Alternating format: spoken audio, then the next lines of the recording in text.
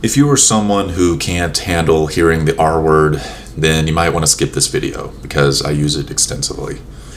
I once knew a lady who took care of an elderly man who had a severe mental disability. He lived in a tiny house on our property, and in his mind, this house was his house. But inside the house, there were cameras all over, and they used these cameras to watch him to make sure that he didn't hurt himself. Each day, they would take him to his job at a plumbing company, where he had his own office and his own desk. They would assign him fake tasks to keep him occupied throughout the day.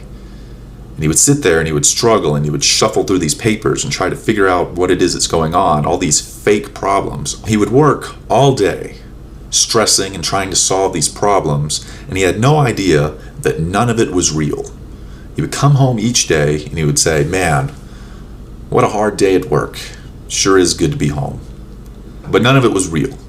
His entire life was a lie.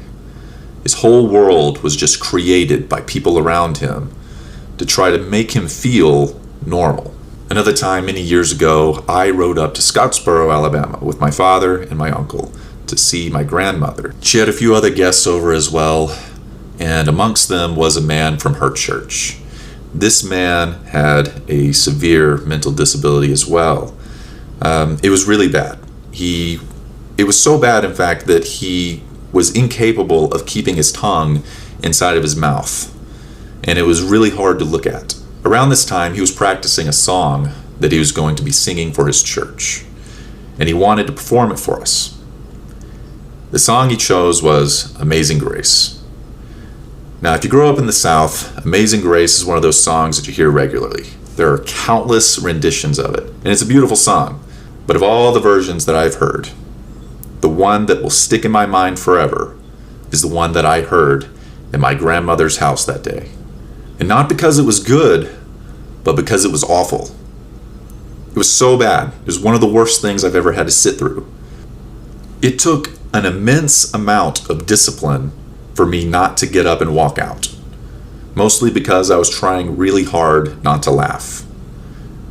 And I know that sounds really mean, but if you know me, you know that it's very easy to make me laugh. I love to laugh. I love to make other people laugh.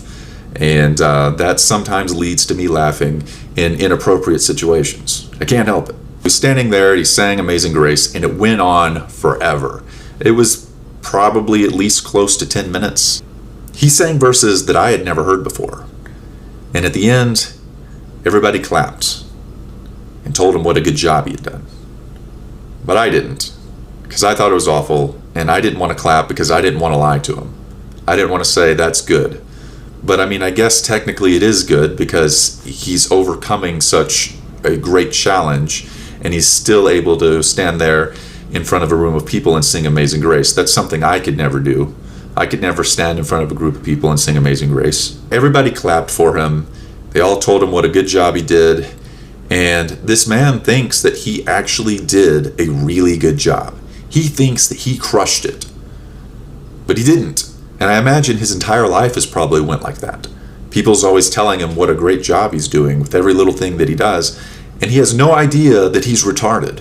And so this brings me to my biggest fear. What if I'm retarded and I don't know it?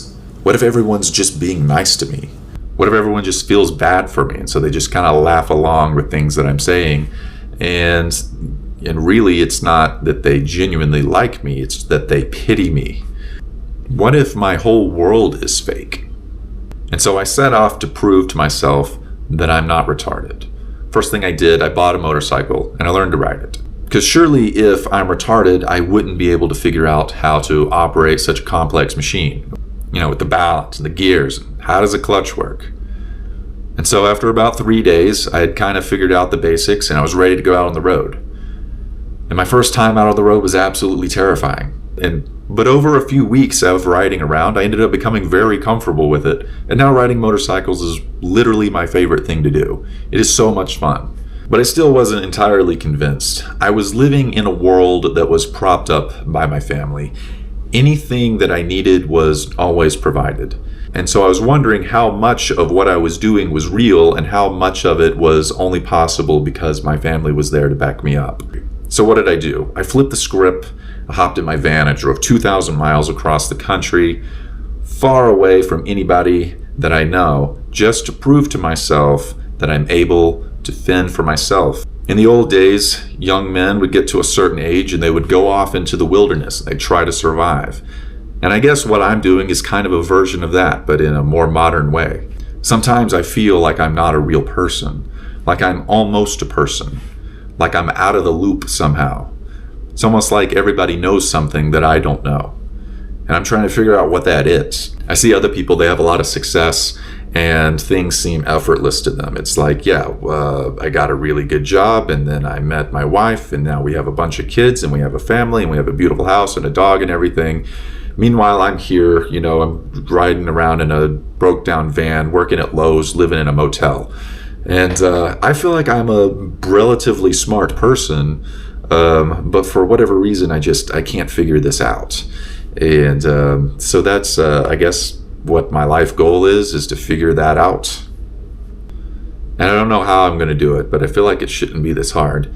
And I think maybe that's what this channel is about. It's about me trying to figure out what my life is and where it's going to go.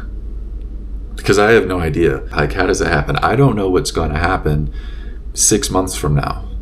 Because I just do stuff. I just do it, But anyway, I don't really know what the point of this video is other than explaining a little bit more about why I'm here. There are many reasons why I'm here. That's only part of it.